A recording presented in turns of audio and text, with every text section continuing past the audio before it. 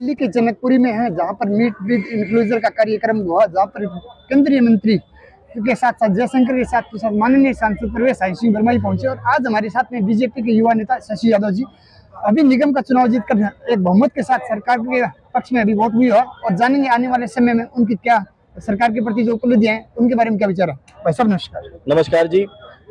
जो ये influencer meet हुआ जी, ये केवल और केवल हमारे 9 साल के जो काम जी जो प्रधानमंत्री मोदी जी ने किए जी, और जो व्यक्ति करता है वो उसको दिखाता भी है जी, तो हमारे सांसद जी ने जो 9 साल के दौरान और हमारे माननीय प्रधानमंत्री जी ने किए उस काम को बिल्कुल खुलेआम खुले मंच से जनता के बीच पहुंचाने का कार्यक्रम था कि हमने 9 साल में जो हमने बेमिसाल कार्य अपनी लोकसभा के लिए और देश के लिए किए हैं उसको हम जनता तक पहुंचाएं।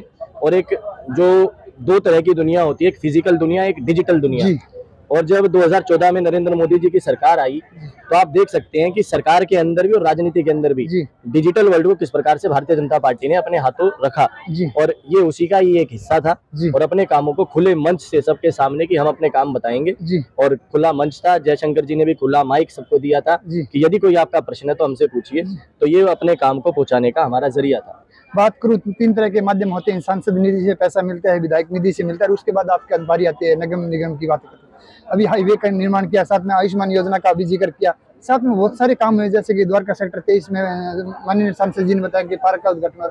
अभी जो बात करूँ, आप जो निगम पार्षद होता है वो निचले स्तर पे बहुत बड़ी अच्छी राजनीति भी करते, साथ में जो लोगों की समस्या वो ज्यादा सुनते। तो आप अभी निगम चुनकर आए, तो आपके आगे क्या क्या चुनौतियाँ हैं? चुनौतियां तो बहुत सारी है। जब से आम आदमी पार्टी की सरकार नगर निगम के अंदर आई है तो आप देख सकते हैं 7 महीने होंगे और स्टैंडिंग कमेटी का चेयरमैन नहीं बना। जब तक स्टैंडिंग कमेटी का चेयरमैन नहीं बनेगा तो तब तक ना तो जो गरीबी की पेंशन है, ये जो पेंशन योजनाएं हैं, वो सब लोगों की तनख्वाहें, लोग दिल्ली का सारा विकास कार्य इन्होंने ठप कर दिया है। आज चर्चा थी जो हमारे दिल्ली के नाले हैं उनकी। आप देखेंगे मेरे क्षेत्र में दुर्गा विहार का एक बंगाली पेंटर वाली गली में आप जाओगे तो नरकीय जीवन जी रहे हैं आसपास दुर्गा विहार के, और वहां से गुजरने वाले 25,000 जो लोग आसपास की आबादी है वो कितनी प्रभावित है। 5-5 फुट तक पानी है। तो जिस प्रकार से आम आदमी पार्टी की सरकार आई और इमैच्योरली जो वो बिहेव कर रही है उसके कारण कुछ नहीं हो रहा। दिल्ली का सत्यानाश हो रहा है, सारे नाले चौक हो गए हैं। ये तो बहुत अच्छी बात हुई, मानसून लेट हो गया। यदि मानसून समय से आता तो दिल्ली की सारी सड़कें, सारी गलियां, सारी नलियां ब्लॉक हो चुकी होती और आपको यहाँ पे बोट चलती हुई नजर आती है।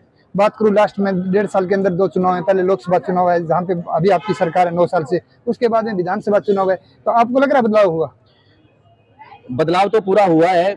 जब मैं एक ग्रामीण क्षेत्र का युवा हूँ, किसान परिवार से हूँ, और जब कुछ 10 साल पहले जब हम अपने क्षेत्र को देखते थे तो खेती बाड़ी पर आश्रित केवल किसान दिखता था, और आज जब यदि हम देखते हैं तो आज हमारे 0 किलोमीटर पे UER2 है, आज 0 किलोमीटर पे हमारा एशिया का सबसे बड़ा कन्वेंशन सेंटर है, आज 30 मिनट की दूरी पे हम IGI एयरपोर्ट पहुंच जाते हैं। आज हमारे पास दिल्ली का वो प्रत्येक विकास, गोल्फ कोर्स और 2-2, 3-3 स्पोर्ट्स कॉम्प्लेक्स द्वारका के अंदर हम देखते हैं। तो जब आज हम देखते हैं तो हमारे पास भी रोजगार के हमारे युवाओं के लिए बहुत से अवसर खुल गए हैं। आज हम इन्वेस्टमेंट समिट लगा रहे हैं अपने वार्ड में, तो इसीलिए लगा रहे हैं क्योंकि ये जो देन थी ये हमारे लोकप्रिय सांसद प्रवेश जी की और हमारे नरेंद्र मोदी जी के वे विकास कार्य हैं जिसके कारण हमारा क्षेत्र भी आने वाले समय में बहुत विकसित होता जा रहा है।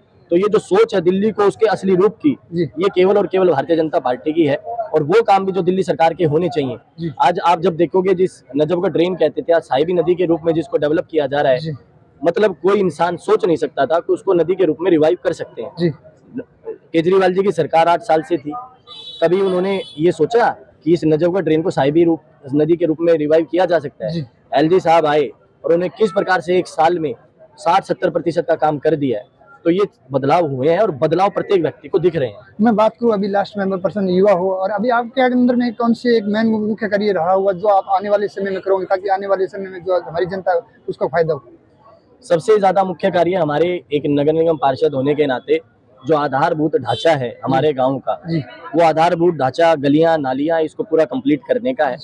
साथ में जो भी अभी हमने प्रयास किया, और LG साहब ने मेरे 2 गांव मेरे वार्ड के आदर्श गांव के रूप में उन्होंने गोद लिए। दिल्ली से 7 गांव लिए तो 2 गांव हमारे लिए। ये भी हमारे लिए सौभाग्य की बात थी। और अपने क्षेत्र को टूरिज्म और स्पोर्ट्स का हब बनाने के लिए हमारी जो लड़ाई है एक पार्षद के नाते भी, और क्योंकि सबसे छोटी इकाई होने के कारण उनकी भावनाओं को, उनकी आवाज को आगे पहुंचाने की जो लड़ाई है उसमें हम यही करेंगे कि टूरिज्म का और स्पोर्ट्स की एक राजधानी अपने क्षेत्र को बनाए। बहुत बहुत धन्यवाद। धन्यवाद आपका भी और साधुवाद जो आपने हमारी आवाज को अपने दर्शकों तक पहुंचाया। जय हिंद, जय भारत।